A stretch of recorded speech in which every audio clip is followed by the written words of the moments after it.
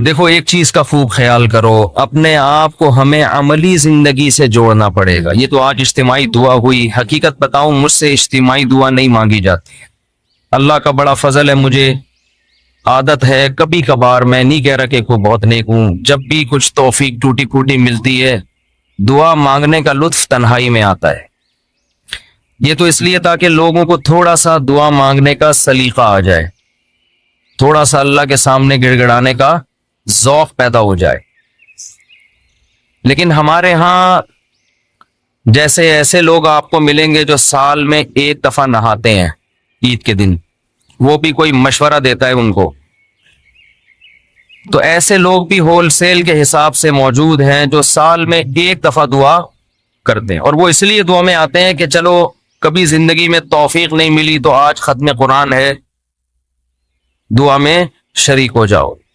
غنیمت ہے، نہ ہونے سے یہ بھی بہتر ہے۔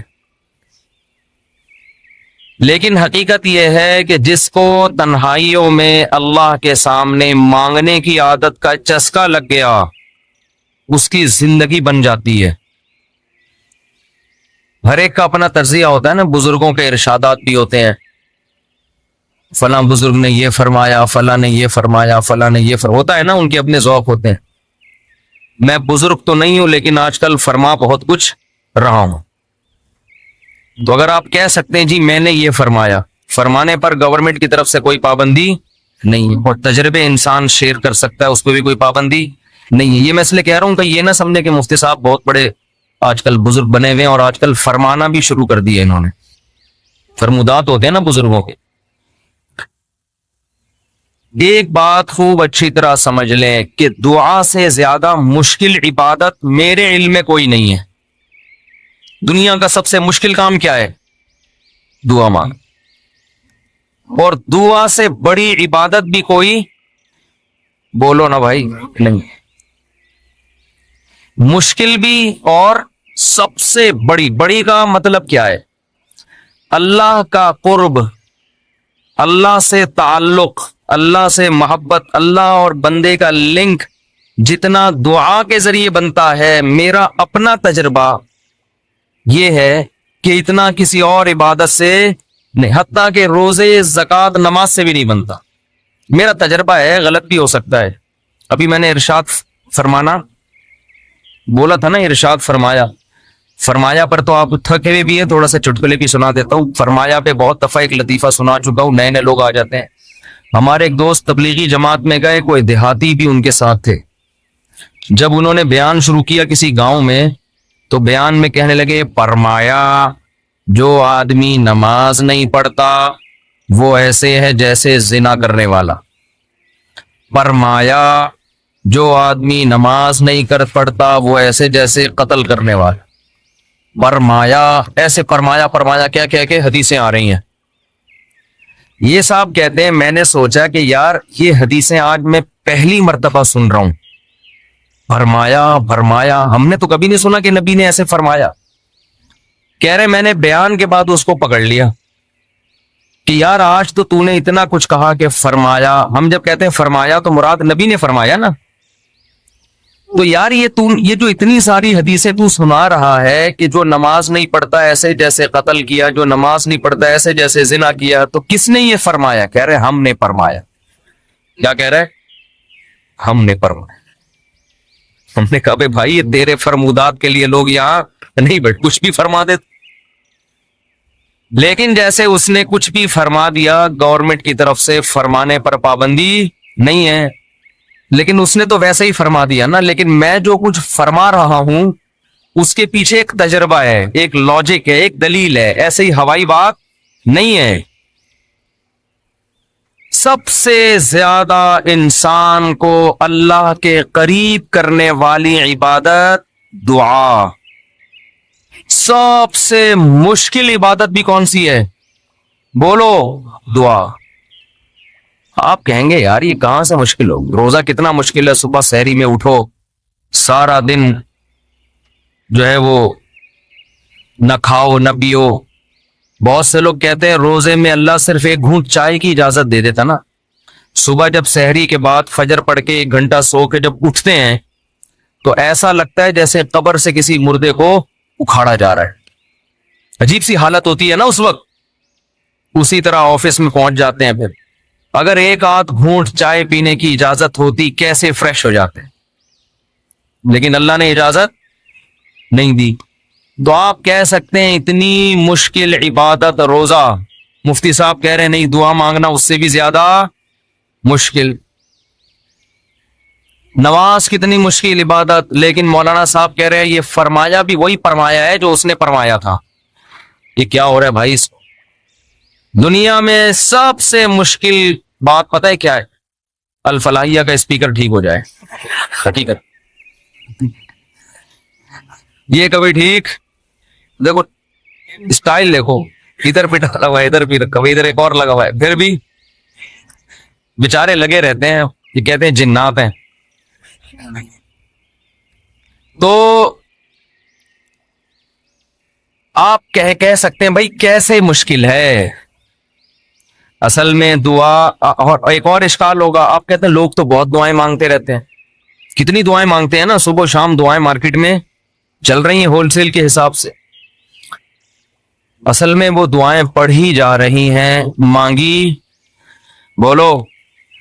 دعا پڑھنا بہت آسان.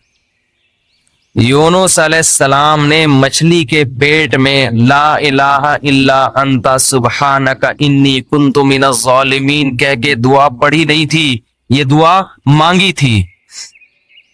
اور ہم کیا کر رہے ہوتے ہیں؟ پڑھ رہے ہو. جتنے مرد یہاں بیٹھے ہیں, جتنی خواتین بیان سن رہی ہیں اوپر, ان سے گزارش ہے کہ اپنے معمولات میں دعا کا اضافہ کریں اور اللہ سے دعا مانگنے کا معمول بنائیں. دعا مشکل کیوں ہے یہ میں بتانا چاہ رہا تھا.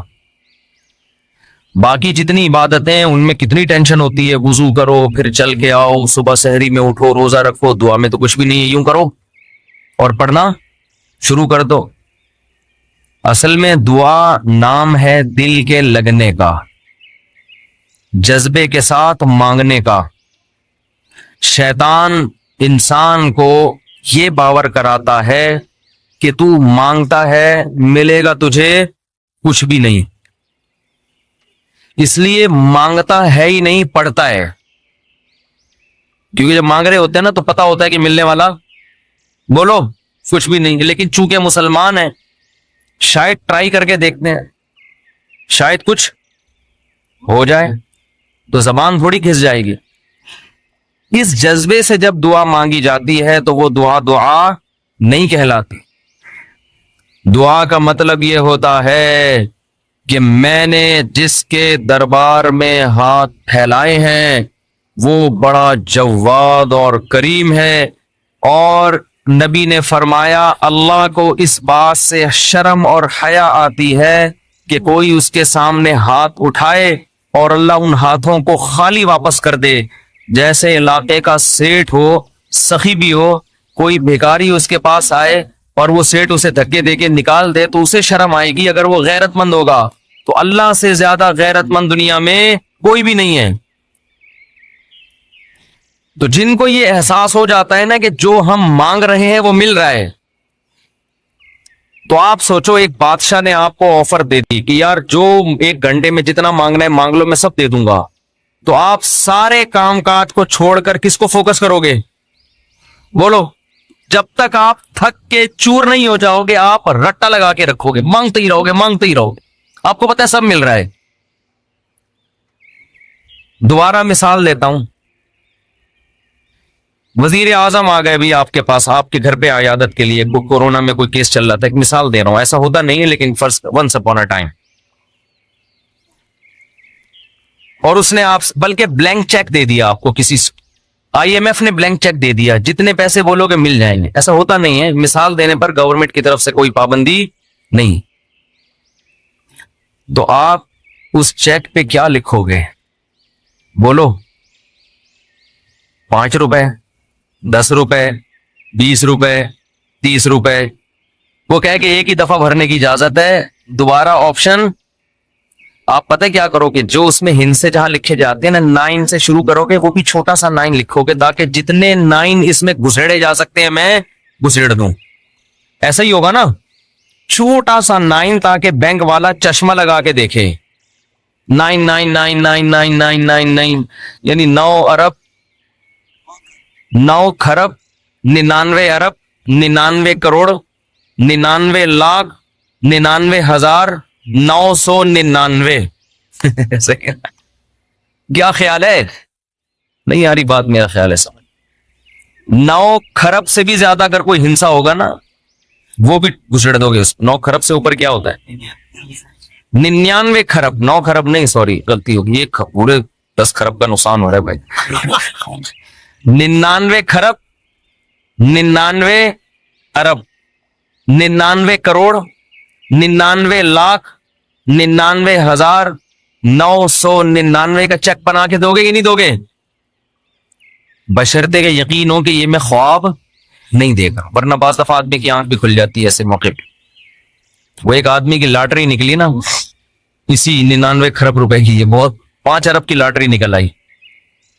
तो जिन्होंने जो कंपनी थी, जो भी लॉटरी जिन्होंने दी, उन्होंने कहा कि यार किसी माहिर नफ्सियात को भेजना चाहिए जो इसको बताए कि तुम्हारी 5 अरब रुपए की लॉटरी निकली है, क्योंकि एकदम से बता दिया तो खुशी से मर भी सकता है ये।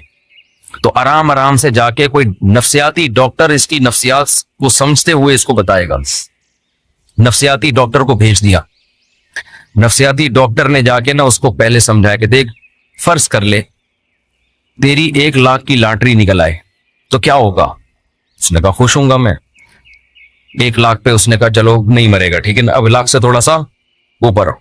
अच्छा फर्ज कर 20 लाख की लॉटरी निकले, उसने कहा ये करूंगा, दुकानें बनाऊंगा, ये करूंगा, एक प्लॉट खरीद लूंगा। अच्छा ऐसे 20 लाख से ऊपर आया, 1 करोड़ तक पहुंचा, 1.5 करोड़ तक, 2 करोड़ तक, 3 करोड़ तक। 3 करोड़ में क्या करेगा जी, इतनी दुकानें ले लूंगा, बहरिया टाउन में घर ले लूंगा, वगैरह वगैरह।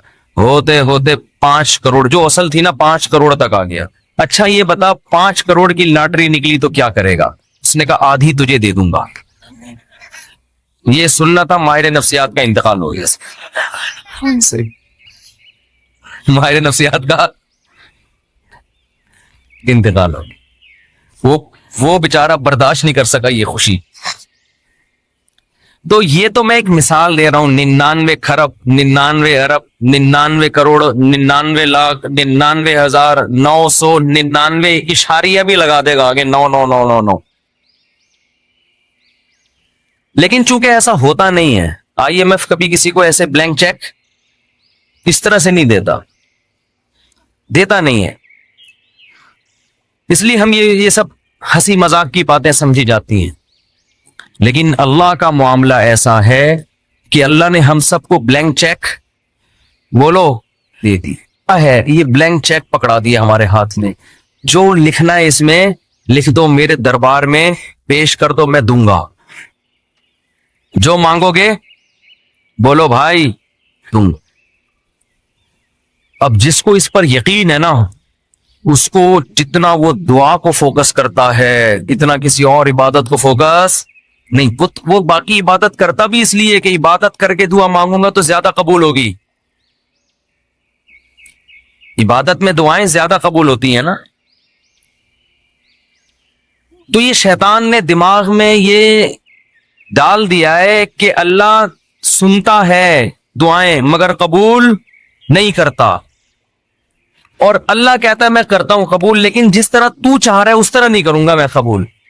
उस तरह करना अगर शुरू कर दी तो अल्लाह का मामला हमेशा गैब पर है। यख्शऊन रब्बहुम बिल गैब, जो अल्लाह से डरते हैं बगैर देखे, जो अल्लाह पे ईमान लाते हैं बगैर देखे, जिन्होंने जन्नत पे यकीन किया बगैर देखे, जो जहन्नम से डरते हैं बगैर देखे, जिन्होंने अजाब नहीं देखा, क्योंकि देख लेंगे तो आजमाइश खत्म, फिर तो सारे नेक बन जाएंगे, सारे नेक।